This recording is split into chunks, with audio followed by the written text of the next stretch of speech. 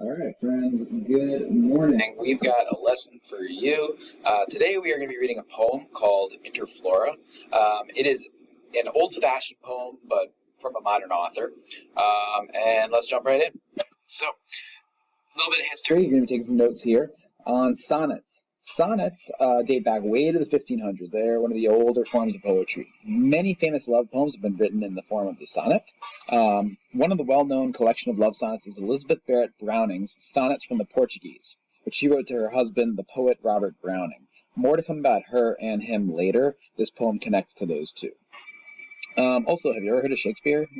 He is one of the most famous poets who ever wrote sonnets. Everyone knows him for his plays, but as you get a little older, you're going to read some of his sonnets too. So I got a couple opportunities to read some of his poems in today's lesson. About form in a sonnet.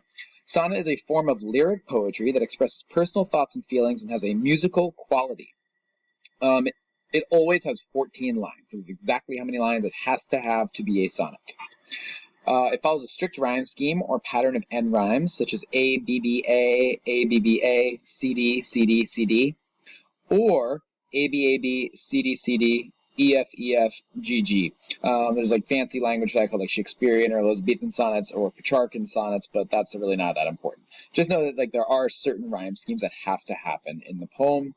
You'll be looking at those today. It's also a popular form for love poems. Most times, not always, but sonnets are usually love poems. That's what you're going to see. So if you're feeling lovey-dovey today, you get to read a love poem, I guess. Meter. Meter, we've talked about this before, it is a pattern of stressed and unstressed syllables. Each unit of meter, known as a foot, consists of one stressed syllable and one or two unstressed syllables. Sonnets are written in iambic pentameter, with 5 feet in each line. Each foot has one unstressed syllable, which is marked with that little smiley face thing above it, followed by a stressed syllable, and that is that little accent mark right there. The first line of Elizabeth Barrett Browning's sonnet 43 below has been marked to show the meter. Take a look at how this pattern continues in the next 3 lines. So in the first line, you've got, how do I love thee, let me count the ways. How do I love thee, let me count the ways. If you hear it again, how do I love thee, let me count the ways. You can see how the emphasized syllables, the strong stressed syllables, have that little accent mark above. The unstressed syllables have this little smiley one. How do I love thee, let me count the ways. And then if you look at the next couple lines, you'll see it again. I love thee to the depth and breadth and height my soul can reach when feeding out of sight. See, that's where it gets tricky. For the ends of being and ideal grace. All right. Actually, I think that last one is not, I don't have the right. For the ends of being and ideal grace. You'll notice actually in that 4th line, that's where the poet kind of switches it up. That's why I got tricked up there. Because sometimes the poet plays with the meter, but you got to play around with it and really listen for it. Basically, the way to think about it is meter is that feeling, that kind of swinging move that you feel in the poem. And you can always just do that clap thing to kind of try to hear it. Of course, then you get a little off. You got bad rhythm, whatever. I don't have great rhythm. Anyway, maybe I'll do better. Okay, rhyme scheme. A poem's rhyme scheme is its pattern of end rhymes. Okay, a rhyme scheme is noted by assigning a letter of the alphabet beginning with A to each line. Lines that rhyme are given the same letter. The first 4 lines of Sonnet 43 have been marked to show the rhyme scheme. Notice rhyme scheme and other sonnet characters as you read the poem Interflora.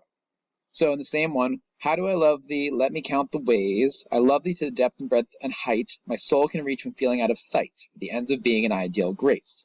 You'll see that ways and grace rhyme, so I marked them with the letter A. Height and sight rhyme, so we marked them with B. Then you got to pay attention as you read the rest of the poem and see if they're new rhymes, you go with C, D, E, F, and so on. If they're the same rhymes, you stick with A and B. Okay?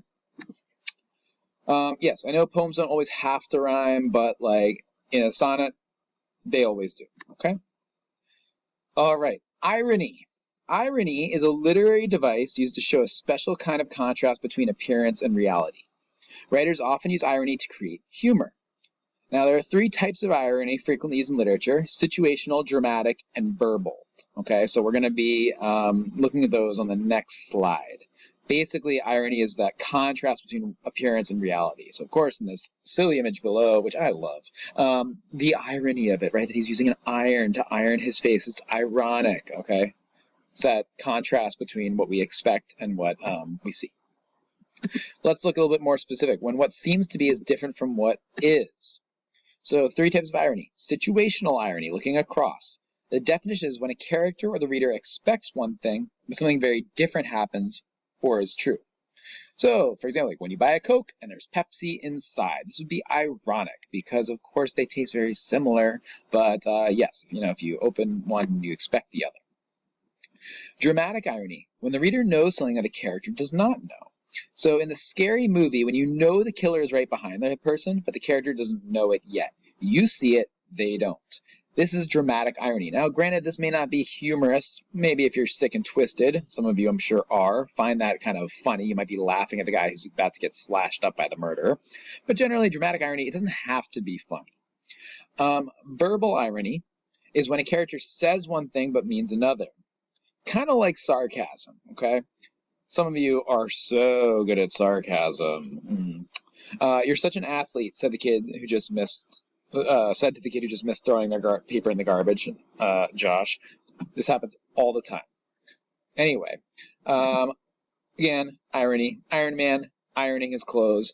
Ironic, right? Because his name is Iron Man and he's ironing his clothes. It's ironic.